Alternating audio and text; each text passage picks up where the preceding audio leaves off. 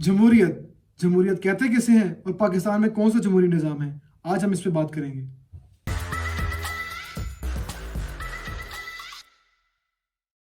मैं हूं अली हसन और आप देख रहे हैं मीडियोकर थॉट्स। आज का topic democracy and democratic system in Pakistan. Democracy का आगाज एंशिएंट ग्रीक में हुआ। Demos means people and क्रेटन means rule, यानी कि रूल बाय द पीपल। तो डेमोक्रेसी का आगाज एशियन ग्रीक से हुआ, हालांकि ग्रीक्स ही इसके इजाद करने वाले हैं। बेसिकली हम पायनियर्स कह रहे हैं डेमोक्रेसी के। लेकिन फेमस ग्रीक फिलोसोफर सोक्रेटिस, जिसको उर्दू में सुकरात कहते हैं, वो इसी जमहूरियत के निज़ाम के खिलाफ था। क्यों? इसको हम छोटी सी जमहूरियत के जो प्रोज एंड कॉन्स है उसमें सम अप कर सकते हैं। जिस तरह जमहूरियत का एक प्रो है कि everyone gets a vote, and जमहूरियत का एक कॉन है एवरीवन गेट्स अ वोट। इस पे हम इसकी बहस पे बाद में आएंगे, लेकिन अब देखेंगे कि पाकिस्तान में जमहूरियत का कौन सा निज़ाम नाफिज है। एक फेमस फ्रेंच फिलोसोफर था चार्ल्स डे मॉन्टेस्क्यू। उसकी एक थ्योरी थी जो उसने दी थी, एक आइडिया था कह सकते हैं, कि सेपरेशन ऑफ पावर किस तरह होनी चाहिए। चलें आए उसकी डेफिनेशन देखते हैं। Separation of power, also known as trias politica, is the idea that government must be based on three separate branches, where power is wielded, मतलब divided, so they can keep a check on each other too.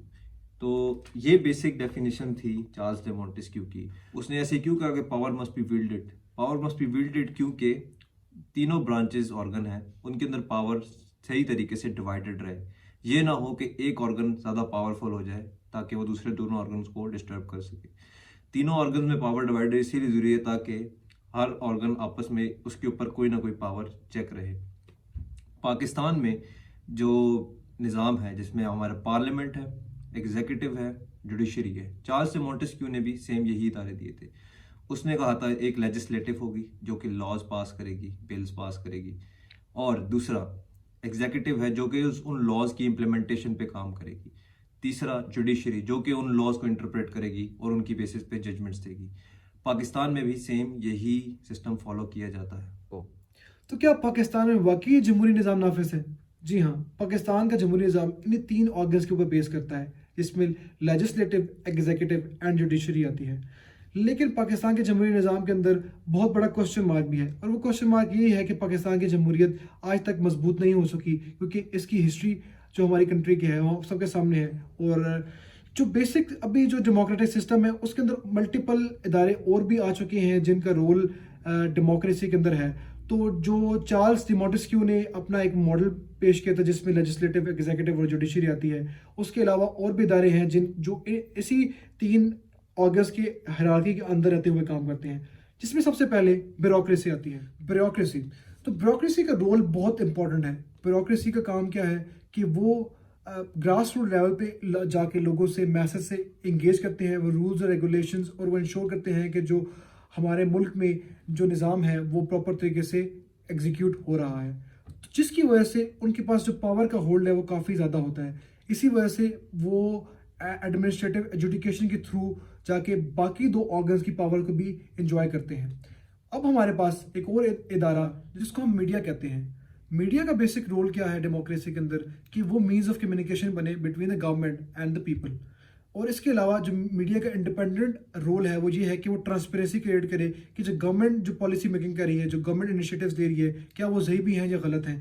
तो वो आवाम के बीच में शऊर पैदा करे और वो link create करे, जब बैलेंस का वो एक टूल बने आवाम और गवर्नमेंट के बीच में।